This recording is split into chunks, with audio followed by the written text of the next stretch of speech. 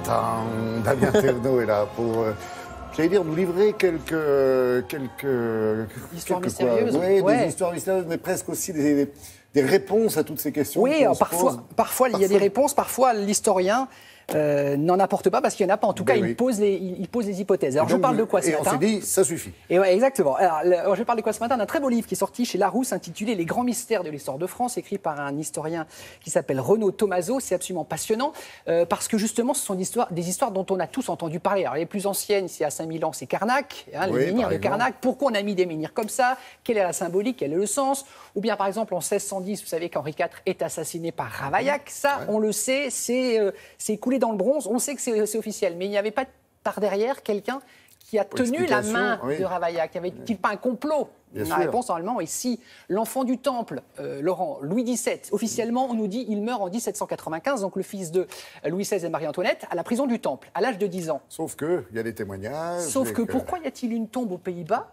mentionnant que le même Louis XVII est mort en 1845, 50 ans plus tard, à l'âge de 60 ans aux Pays-Bas ?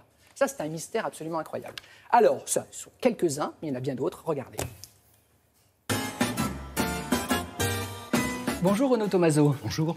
Un mystère vieux de 5000 ans, les menhirs de Carnac en Bretagne. Qui a pu procéder à ces alignements et dans quel but ? Alors, qui, on ne sait pas. Ça, c'est le vrai mystère. Il est évident que l'astrologie a une part dans cette aventure d'architecte. Je rappelle, parce que vous avez bien dit 5000 ans, on n'est pas du tout chez les Celtes, chez les Gaulois. Non, c'est ça. On est dans une civilisation antérieure, beaucoup plus antérieure, mais pour faire des alignements aussi gigantesques. Pour bâtir tant de choses, ça veut dire qu'ils ne sont pas 100, ils ne sont pas 1000, ils sont plusieurs milliers. Ça veut dire qu'il y a de grands chefs, de grands architectes qui ont donné des ordres et dirigé des corps de métier, un peu comme au Moyen-Âge où on bâtissait des cathédrales. Donc ça veut dire une formidable civilisation très avancée, il y a 5000 ans, et dont on ne sait rien. L'humanité est beaucoup plus vieille qu'on ne le pense dans son génie, dans sa capacité à bâtir. Nous sommes ici chez Victor Hugo, place des Vosges à Paris. On va parler d'un contemporain d'Hugo, c'est Émile Zola. Émile Zola meurt en 1902. Officiellement, c'est un accident. Il est mort intoxiqué, la cheminée aurait une défaillance. Mais il y a un mystère derrière tout ça. Mon Dieu!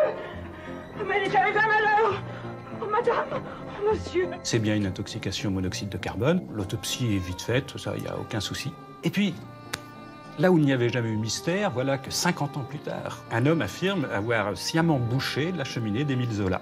Ce monsieur X aurait appartenu aux ligues d'extrême droite et vouait une haine farouche à l'endroit d'Émile Zola. Alors ce monsieur X est mort au moment des révélations. Donc le mystère demeure dès lors qu'on ne saura jamais. On n'aura pas d'aveu qui puisse vraiment établir le crime. Mais voilà comment un mystère peut surgir 50 ans après, là où plus personne ne l'attendait. Dernier mystère, août 1951, Pont-Saint-Esprit dans le Gard.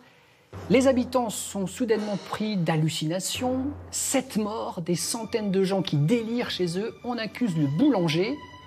Mais il y a un mystère derrière tout ça là encore. Des crises de folie hallucinatoires dues à la présence dans le pain de l'ergotine, le poison des céréales, ont fait plusieurs morts.